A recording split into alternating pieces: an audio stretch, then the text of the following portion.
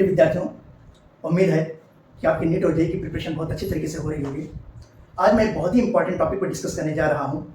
Board पे आप देख रहे हैं कि मैं आज हाइब्रिडेशन pH3 मॉलिक्यूल के बारे में डिस्कस करने जा रहा हूँ। अगर हम लोग pH3 मॉलिक्यूल की बात करते हैं तो ये 15 ग्रुप का सेकेंड मेंबर है, फास्फोरस का हाइड्राइड है।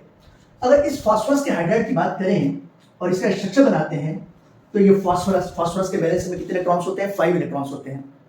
इन 5 में से 3 इलेक्ट्रॉन जो हाइड्रोजन के साथ तो बॉन्डेड है, ये सिंगल कोवेलेंट बॉन्ड से, ये सिंगल कोवेलेंट बॉन्ड से, ये सिंगल कोवेलेंट बॉन्ड से, और इस फास्फोरस पर एक लोन पे इलेक्ट्रॉन प्रेजेंट है। इस तरीके से इसका जो शेप होगा, इस शेप को हम लोग कहते हैं ट्राइगोनल पिरामिडल शेप हम लोग कहते हैं।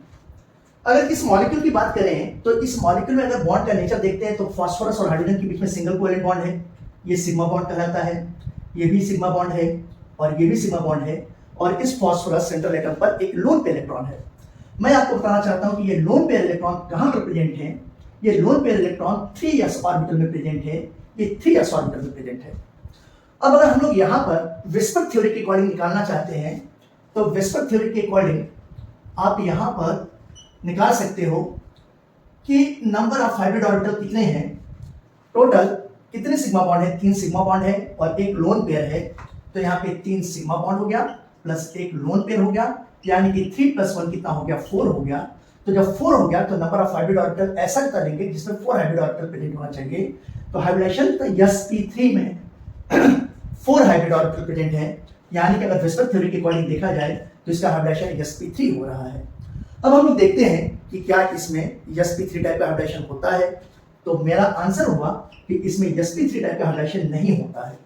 अब क्यों sp3 टाइप का हाइब्रिडेशन नहीं होता है?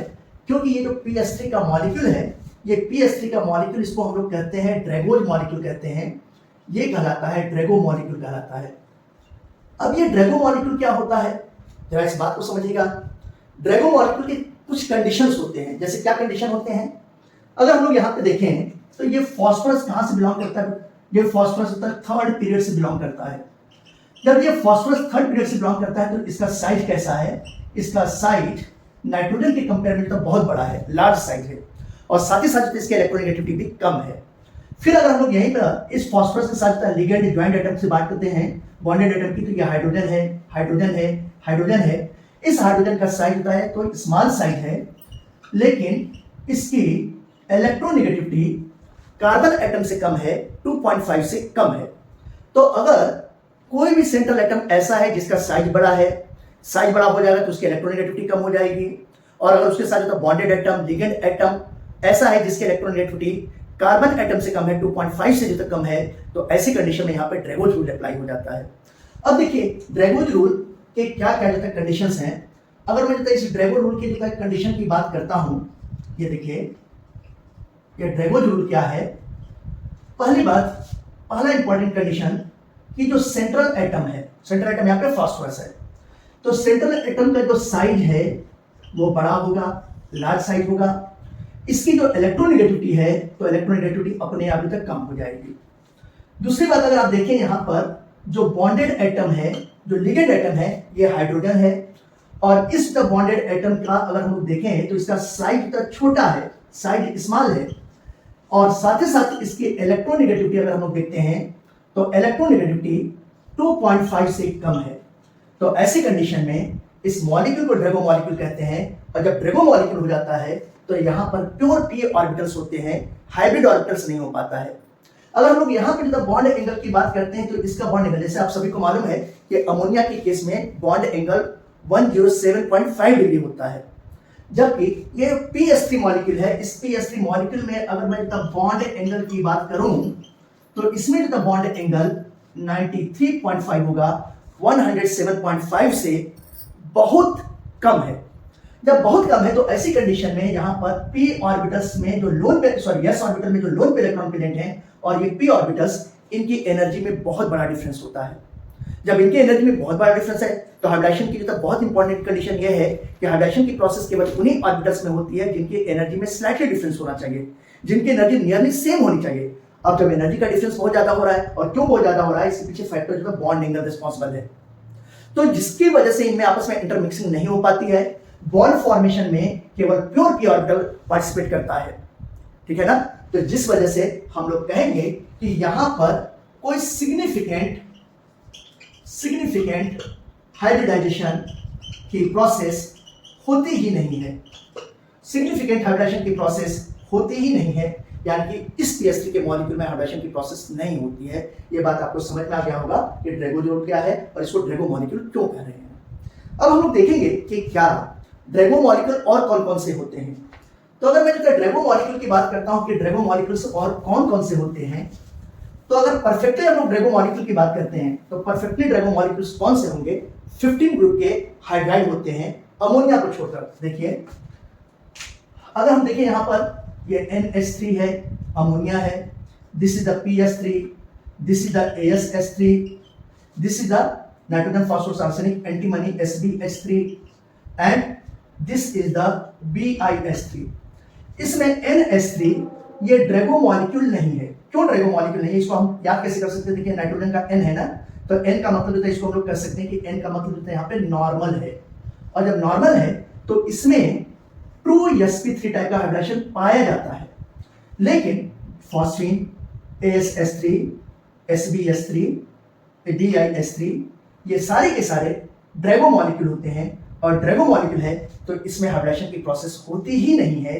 तो ये सारे के सारे ये जो चारों मॉलिक्यूल आपको दिखाई दे रहे हैं ये ड्रैगो मॉलिक्यूल है, और इनको रियल ड्रैगो मॉलिक्यूल मानेंगे, ट्रू ड्रैगो मॉलिक्यूल मानते हैं, ये रियल ड्रैगो मॉलिक्यूल्स हैं। ये बात आप ध्यान रखिएगा, रियल ड्रैगो मॉलिक्यूल्स हैं। अब देखिए हम लोग कि क्या होता है, रियल ड्रैगो मॉलिक्यूल्स केवल यही होते हैं कि कोई और भी पॉसिबिलिटी है।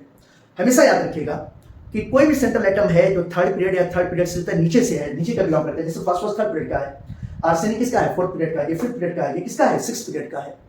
तो इसी तरीके से दूसरे ग्रुप में भी अगर थर्ड पीरियड या थर्ड पीरियड के नीचे वाले एलिमेंट्स हैं तो वो ड्रैगो मॉलिक्यूल हो सकते हैं। जैसे दूसरे ड्रैगो मॉलिक्यूल्स की बात करते हैं, अदर एग्जांपल्स की बात करते हैं, तो अदर एग्जांपल्स क्या होंगे, अगर आप देखो तो ये H2S है, 16 ग्रुप का है, सल्फर, H2SE है, H2TE है, ये सारे 16 ग्रुप के हाइड्राइड होंगे। इसी तरीके से अगर हम लोग 13 ग्रुप की बात करते हैं तो 13 ग्रुप में AlS3 है, एल्युमिनियम का हाइड्राइड, इसको Ln बोलते हैं। इसी तरीके से GaH3 है, गैलियम का हाइड्राइड है, इसको गैलेन बोलते हैं। इसी प्रकार से अगर हम लोग 14 ग्रुप की बात करते हैं तो कार्बन के नीचे सिलिकॉन हो गया, सिलिकॉन के नीचे जर्मेनियम हो गया, जर्मेनियम ये GeH4, इसको जर्मेन बोलते हैं, ये भी ड्रैगो मॉलिक्यूल है। इसी तरीके से अगर मैं 17 ग्रुप के मेंबर की बात करता हूं तो 17 ग्रुप में HBr हो गया और HI, ये सारे के सारे ड्रैगो मॉलिक्यूल की तरह बिहेव करते हैं सभी। क्यों? क्योंकि इन समय अगर हम लोग देखें तो या तो ये थर्ड पीरियड के हैं या थर्ड पीरियड के नीचे वाले मेंबर हैं, और इनके साथ जो बॉन्डेड एटम है वो बॉन्डेड एटम हाइड्रोजन है जिसके इलेक्ट्रोनेगेटिविटी 2.5 से कम है। लेकिन यहाँ पर अगर हम लोग बात करते हैं कि ये सभी ड्रैगो मॉलिक्यूल है, और क्वेश्चन आ जाए जैसा कि मैंने अपने शॉर्ट वीडियो में बताया है कि रियल ड्रैगो मॉलिक्यूल कौन से हैं, तो रियल ड्रैगो मॉलिक्यूल तक कौन से होंगे, 15 ग्रुप के हाइड्राइड ही होते हैं अमोनिया को छोड़कर, एक्सेप्ट अमोनिया। अब पूछोगे कि ऐसा क्यों होगा, इसमें क्यों नहीं लेंगे, ऐसा इसलिए क्योंकि ये जितने भी मेंबर हैं इन सभी में केवल एक लोन पेयर, इन सब में एक लोन पेयर, इसमें एक लोन पेयर, इसमें एक लोन पेयर इलेक्ट्रॉन प्रेजेंट है।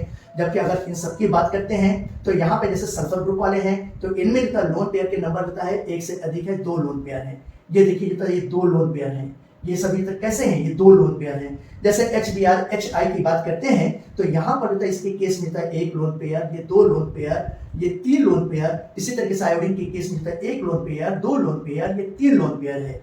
और एल्युमिनियम, गैलियम, इन सब की तरह बात करें, जर्मेनियम की बात करते हैं तो यहाँ पे कोई लोन पे इलेक्ट्रॉन है ही नहीं।